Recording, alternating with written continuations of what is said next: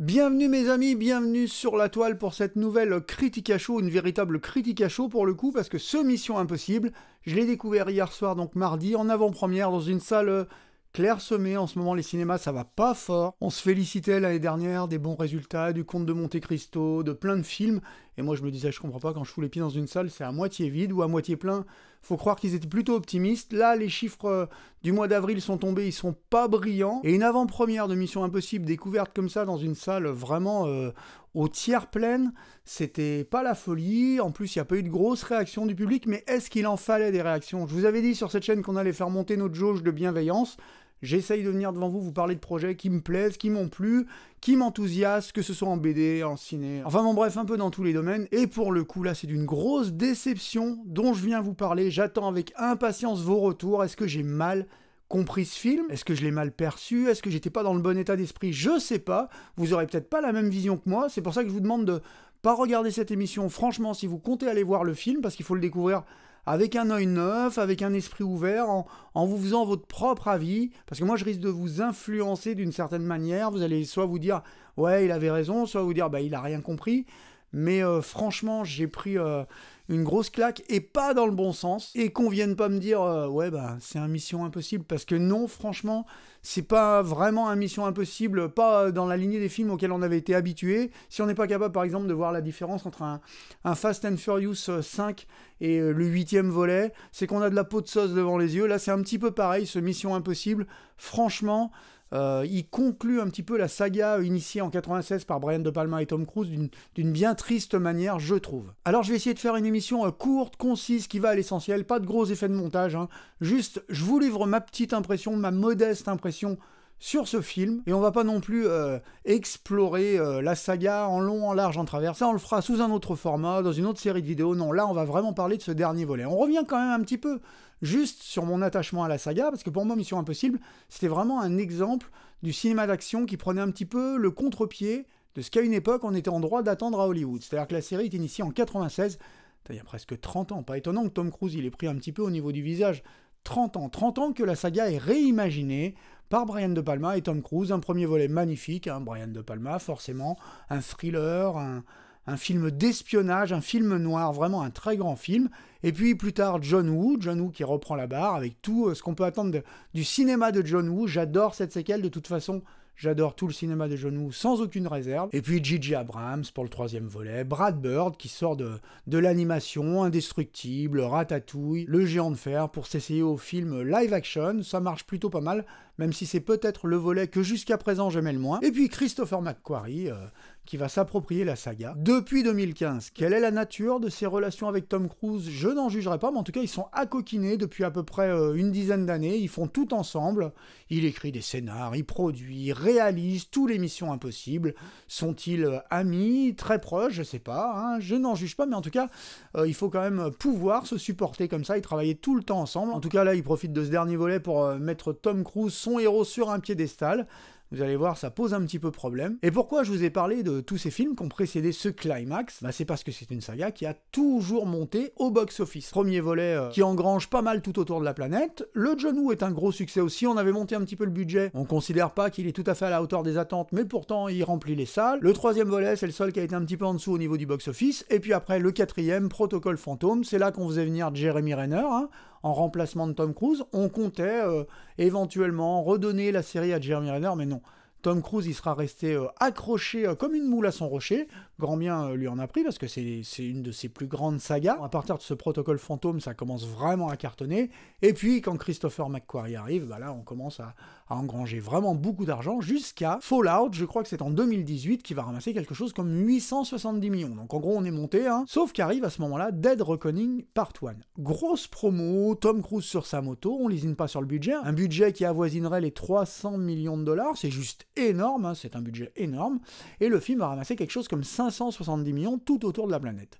Effet post-Covid, les salles sont moins fréquentées, je sais pas, j'en jugerai pas, le film est une énorme déception. Je l'ai vu deux fois en salle, j'ai adoré, je trouve ça vraiment très bon, comme les films qui avaient précédé, hein, donc je trouve que c'est une très belle proposition, mais au box-office, Grosse déception, on en avait déjà parlé à l'occasion d'un bilan de fin d'année, c'est l'une des grosses déceptions de l'année. Et donc en coulisses, ça s'affole un petit peu. On a Paramount qui dit à Tom Cruise, non, la suite, on va pas l'appeler Dead Reckoning Part 2, on va décorréler un petit peu le film, ça va pas trop marcher. Tom Cruise, il sent le vent souffler, il dit, bon, ok, vous voulez jouer comme ça, il va voir la concurrence, hein. Est-ce que vous me laisseriez réaliser 3-4 projets? Il arrive avec 3-4 projets sur le feu, forcément Paramount dit, non, non, non, reviens Tom, fais ce que tu veux.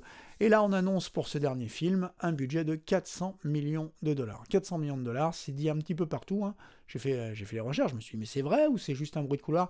Non, on parle vraiment de 400 millions de dollars. Et 400 millions de dollars, il faut bien l'imaginer, c'est un budget complètement astronomique. C'est-à-dire qu'il va falloir que le film ramasse au moins le milliard tout autour de la planète pour être rentable. Au moins, hein. Parce que quand on ajoute la promo et tout ça, moi je pense que ce film il va se ramasser au box-office. Mais je pense que vraiment ça va être un flop dont on va parler. Pourquoi je vous dis tout ça? Parce que cette espèce de schizophrénie ambiante, ce studio qui veut quelque chose, Tom Cruise qui voulait autre chose, et puis ce jusqu'au boutisme de Christopher McQuarrie et Tom Cruise à vouloir continuer sur cette même recette, à mettre de plus en plus d'argent dans le film, à payer des cours de plongée à Tom Cruise, franchement, ça se sent à l'écran. Il n'y a rien qui va dans ce film. Mais alors, rien du tout. Et pourtant, il y a plein d'idées intéressantes. Mais vraiment beaucoup d'idées. Déjà, j'ai entendu critiquer le manque de glamour du film, Tom Cruise vieillissant, les cheveux longs, les personnages ont l'air fatigués. Moi, je trouve ça très bien. Si on l'avait exploité, je trouvais ça très bien. C'est exactement le contraire de ce qu'on exploite. Mais en réalité, présenter des héros fatigués qui ont sauvé le monde bien trop souvent et qui en ont un petit peu marre, je trouvais une idée passionnante. Ça se reflète un peu sur leur visage, qu'ils aient l'air fatigués, qu'ils soient un petit peu au bout du rouleau. C'est ça que j'avais envie de voir, c'est pas du tout ce qu'on verra. L'intelligence artificielle, comme méchant, je trouvais ça passionnant aussi. On commençait à avoir des postulats de SF, et pourquoi pas, pour relancer une série comme ça, pourquoi pas aller flirter du côté de la SF finalement, cette idée du caisson dans lequel on communique avec cette intelligence artificielle, je trouve ça fascinant, ça fait vraiment beaucoup de parallèles avec les situations, les conflits mondiaux, l'intelligence artificielle, son apparition, tout ce qui arrive en ce moment. Je trouve que le scénar aurait mérité d'approfondir un peu plus tout ça, mais les idées sont vraiment passionnantes, ce caisson dont on fait absolument rien, alors que je pensais qu'on allait pouvoir faire un truc à la Matrix et tout en plein milieu. Pas du tout, il y a plein de bonnes idées, hein, dont l'idée même du film, d'offrir un dernier barreau d'honneur à ce groupe de héros, et toutes ces promesses ne sont pas tenues. Il n'y a que des idées. Le problème, l'exécution. Alors déjà, au niveau de la réa, qu'est-ce qui s'est passé? Jusqu'à présent, c'était une série chère à mon cœur, parce que je trouvais qu'à un certain moment, Christopher McQuarrie, Tom Cruise, ils ont offert le meilleur du cinéma d'action, mais ils ont dit on va le faire à l'ancienne. On va utiliser un acteur qui va jouer devant l'écran, qui va faire ses propres cascades, génial, et ça a fonctionné. Et là, on se retrouve avec un film surcuté, sans grosses séquences d'action, ou alors des séquences d'action où on sent venir les effets infographiques à 3 km. Franchement, gros downgrade par rapport à tous les épisodes précédents. À des moments, on s'ennuie presque. Et en lieu et place d'une grosse scène d'action, par exemple en ouverture du film, où on vous aurait présenté une scène complètement dingue, vous auriez été là, waouh, et de lancer le générique, non. Quand on lance le générique, on a eu que des séquences épileptiques. Flash forward, flashback, et ça ne s'arrête pas pendant 1 heure. Le générique tombe, je me suis dit, ah ouais, le générique il tombe à un moment, c'est presque incongru, et puis d'un coup ça continue, et pendant 1 heure de film, mais je me suis dit, mais c'est quoi ce truc? C'est surcuté les amis, ça n'arrête jamais, c'est cuté. Des fois il fait des cuts sur le même personnage, en train de parler, avec 2 plans de son visage, un plan là, il n'arrête pas. Je veux dire, j'ai envie de dire, mais calme-toi, hein. Pose un peu ta caméra, t'as Parkinson ou quoi? Je veux dire, on dirait que ça a été monté par un mec de chez TikTok, c'est pas possible. Et puis heureusement, arrive un moment comme une note rafraîchissante, la séquence du sous-marin, que je trouve la plus réussie du film, que je trouve vraiment belle, bien foutue, pleine d'action, même si là, on est dans le too much, quoi. Je veux dire, il n'y a plus rien de crédible dans celui-là. Jusqu'à présent, on essayait de présenter un héros terriblement humain, aux prises avec de vrais dangers, qu'on tremble un peu pour lui. Là, je veux dire, le mec, la séquence du sous-marin, comme elle se termine, n'importe quel adepte de plongée, parmi vous, ceux qui font de la plongée, là, vous allez hurler, vous allez sauter au plafond. Moi, j'y connais rien en plongée, et je peux vous dire que je vois la séquence, je suis mort de rire. Le mec, il lui faut je sais pas combien de temps pour descendre au fond, si on considère la pression, le temps de remonter, enfin la totale, c'est ridicule. Vraiment, on perd tout le sel des films précédents. Le scénar est tout simple, on le complique vraiment, mais artificiellement, on essaye de le ramifier au film précédent, un petit peu comme ils avaient fait dans James Bond, vous savez, celui à Skyfall avec Javier Bardem, on faisait croire qu'il y avait, je crois que c'est Skyfall, où on ramifiait un petit peu artificiellement tous les méchants d'avant en disant, vous voyez, c'était une grande conspiration. Bah là, ça marche pas mieux, hein. Enfin, un peu mieux. En réalité, un petit peu mieux. L'idée était bonne. L'idée était bonne quand même de s'approprier un petit peu les films de la saga, de les ramifier comme ça. C'était pas mal, mais c'est vraiment tellement mal exécuté. Et le méchant est tellement bidon. En plus, on avait lancé plein de fils comme ça, plein de petites pistes de scénar dans le film précédent. Elles sont plus là. Il y a eu forcément des choses en coulisses, parce que là, franchement, on n'utilise rien. Toute la richesse de ce qui avait été construit avant, on l'utilise pas pleinement. Et du coup, celui qui devient le méchant principal, il est complètement bidon. Franchement, il est gesticulant, il grimace, il en fait des caisses, il est pas charismatique pour un sou, mais quand on pense dans le troisième, par exemple, Philip Seymour Hoffman, la dangerosité qu'il affichait en permanence, ce mec un petit peu bedonnant, là, qui était un high level en méchant. Là, on se tape un acteur, mais franchement, le faux beau gosse aux cheveux cendrés, insupportable, et qui va affronter, qui plus est, un Tom Cruise transformé en super-héros. Alors, je sais pas si Christopher McQuarrie, il est énamouré de Tom Cruise, ou si Tom Cruise s'est énamouré de lui-même, parce que là, franchement, c'est gênant, hein. C'est gênant, c'est Ethan, va sauver le monde. Ethan, toi seul peux sauver le monde. Ethan, je me sacrifie pour que tu puisses sauver le monde. Putain, je veux dire, il y a des dialogues, sincèrement, on se croirait vraiment dans Terrain miné avec Steven Seagal, quoi. C'est affolant. En fait, au bout d'un moment, moi je me suis dit, mais c'est presque énervant, c'est insupportable. Et puis en plus, cette nouvelle génération de héros asexués, il se passe jamais rien. Les gonzesses, elles tombent toutes, excusez-moi, mesdames les spectatrices, mais vous en conviendrez aussi, elles tombent toutes amoureuses du héros en permanence, mais on sait pas, c'est Tom Cruise, c'est comme The Rock, hein. C'est ces nouveaux héros, on sait pas s'ils sont amis, s'ils sont amants, il n'y a jamais un baiser qui est échangé, il n'y a rien, il y a des séquences un petit peu douce. Là, quand il se réveille de sa plongée, il y a cette séquence avec Hayley Atwell qui est à côté de lui. C'est ridicule. Franchement, c'est ni fait ni à faire. Au moins dans Reacher, dont on va parler dans la prochaine émission, les filles tombent amoureuses de lui, mais quand même, il y a une petite séquence à un moment qui nous rappelle le cinéma quand même des années 80-90. Et du coup, forcément, Tom Cruise, il est... Alors ça va spoiler un petit peu, hein, je vous préviens, hein, mais normalement, vous n'êtes plus là. Mais Tom Cruise, il meurt pas à la fin, il va pas lâcher le bébé. Il est tellement imbu de lui-même dans ce film, je sais pas franchement si c'est l'acteur ou le personnage, hein, mais forcément, il y a de l'acteur dans le personnage, parce que lui, il est pas dit à un moment, oh, on va lever un peu le pied. Non, franchement, il va pas lâcher la saga, Tom Cruise. Et il était hors de question pour lui, par exemple, de faire ce qu'on attendait tous, de voir mourir son personnage. Moi, j'y allais pour voir Ethan Hunt se sacrifier dans un geste grandiloquent. J'avais déjà imaginé la fin de l'histoire, hein. Lui qui se sacrifiait, puis à la fin, un petit clin d'œil pour montrer qu'il était toujours vivant quelque part. Voilà, non, là, on a une fin classique. Comme si on avait assisté à une Mission Impossible classique. Et du coup, le fait que ce personnage soit invincible, soit super fort, soit fort en gueule, en même temps, il sourit, il fait des blagues. D'ailleurs, il a bien changé, hein. La tonalité de la musique est beaucoup plus sombre que dans les chapitres précédents, mais lui, il est beaucoup plus détendu, hein. Il fait des petites blagues et tout, sympa.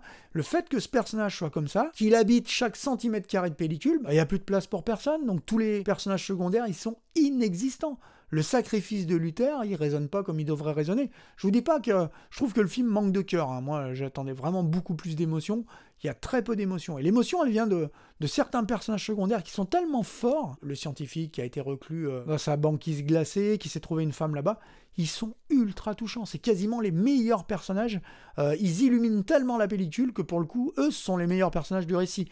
Par contre, la nouvelle équipe, Degas, ou je sais plus son nom, là, lui, il a 3 minutes à l'écran, il sert à rien. Ils essayent d'exister au milieu de péripéties péraves, mais franchement, il y a des fusillades, elles font mal à voir. Je veux dire, vous avez des fusillades, c'est tellement mal filmé, il n'y a rien d'excitant, il n'y a plus de poursuite en bagnole, il y a Tom Cruise qui court, mais il court pour rien, il y a ces personnages, ils sont là en train d'arriver, puis d'un coup, il y a des personnages qui les menacent avec des fusils, puis il y a des personnages qui arrivent derrière ces personnages avec les fusils pour les menacer à leur tour, retournement de situation.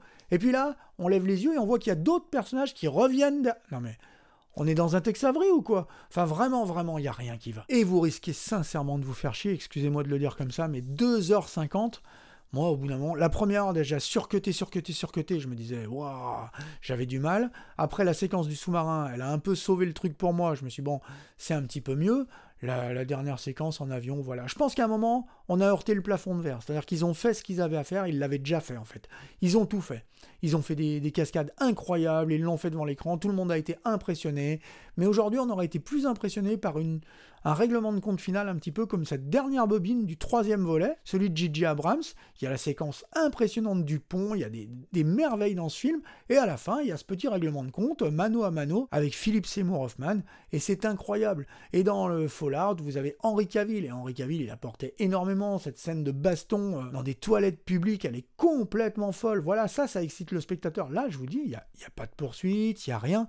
Il n'y a rien de très marquant, franchement. Il court pour rien, littéralement. Il court pour courir à l'écran, et puis c'est tout. Donc entre une absence, pas beaucoup d'action, de l'action mal filmée, des séquences surjouées par un Tom Cruise vraiment en mode Messi, on est déçu et on reste sur notre faim. Et pour le coup, moi j'aurais dû le sentir au moment de la promo du film, parce que je trouvais qu'il n'y a pas grand chose comme promo. Franchement, on nous promettait beaucoup, mais par rapport à la promo qu'ils avaient fait avec cette cascade en moto dans le film d'avant, ça n'avait pas ramassé plus d'argent. Celui-là, franchement, il va pas ramasser des masses. Ça, je peux vous le prédire, hein, mais je pense que ce sera mérité. J'ai envie de dire, mais qu'est-ce qui s'est passé, quoi?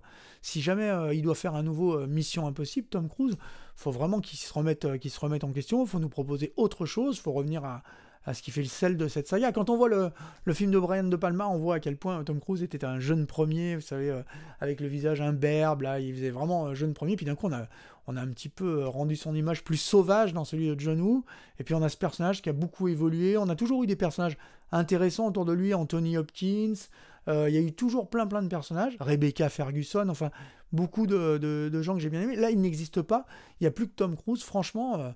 ça me fait vraiment du mal, hein. Ça me gêne vraiment de venir devant vous, c'est pour ça que j'attends vos retours avec impatience. Allez voir ce film, hein, regardez-le, dites-moi ce que vous en avez pensé, ne me dites pas ouais c'est un Mission Impossible, sincèrement, mais peut-être que j'étais vraiment peut-être pas dans le bon état d'esprit, peut-être que j'étais fatigué, je sais pas, peut-être que j'avais faim aussi et que ça m'a monopolisé l'esprit, enfin bon bref, je sais pas, mais j'ai particulièrement mal reçu ce film, et franchement ça reste une énorme déception de cinéma, parce que quand on conclut une saga comme ça, moi j'attendais quelque chose d'énorme, je voulais avoir des frissons, alors Tom Cruise il est quand même toujours assez clinique dans son jeu, dans son approche des personnages, donc je trouve pas qu'il dégage énormément d'expression, ni énormément d'émotion, donc je trouve souvent que ça tombe un petit peu à plat, les scènes, mais là, vraiment particulièrement, faut vraiment chercher du côté des personnages secondaires, il y a 2-3 trucs qui sont assez sympas. La fin de Luther, moi, j'ai dit, bon, c'est un peu téléphoné, et c'est sur ces bonnes paroles que vous aurez compris que j'ai pas adoré ce film, mais que j'attends que vous veniez m'en parler. Et c'est donc là qu'on va se quitter. Moi, je vais retourner me mettre un film plus réjouissant, je pense que je vais mettre un Scott Adkins ou un truc pour me laver un petit peu le cerveau. J'ai failli rentrer directement dans la salle d'à côté. Quand je suis sorti de la salle, il y avait le dernier Destination Finale dans la salle d'à côté qui allait commencer 10 minutes plus tard. J'ai failli y aller en me disant va te taper un bon film, il y a eu de bons retours sur ce film, va te taper quelque chose pour te nettoyer un peu les yeux, parce que... Et pour une fois, avec ma compagne, on était du même avis. Hein. C'est-à-dire qu'on est sorti, ce qui m'a pas rassuré, c'est qu'au lieu qu'on ait... Souvent, on a des avis un petit peu divergents, mais on a vu Thunderbolts dernièrement qu'on a bien aimé tous les deux. Hein. Un film très sympa, un bon Marvel. J'espère qu'ils vont continuer à, comme ça, faire fructifier un peu leur univers, sans trop de prétention. Mais là, sur ce Mission Impossible, elle était presque énervée. Elle m'a dit je me sens énervé, et moi, franchement, j'étais surtout déçu. Enfin, assez bavassé, venez m'en parler, dites-moi ce que vous en avez pensé. Et c'est là qu'on va se quitter. Comme toujours, soyez curieux, éclatez-vous, profitez de tout, et on se retrouve bientôt. Du coup, à la prochaine, sur cette même chaîne. Ciao!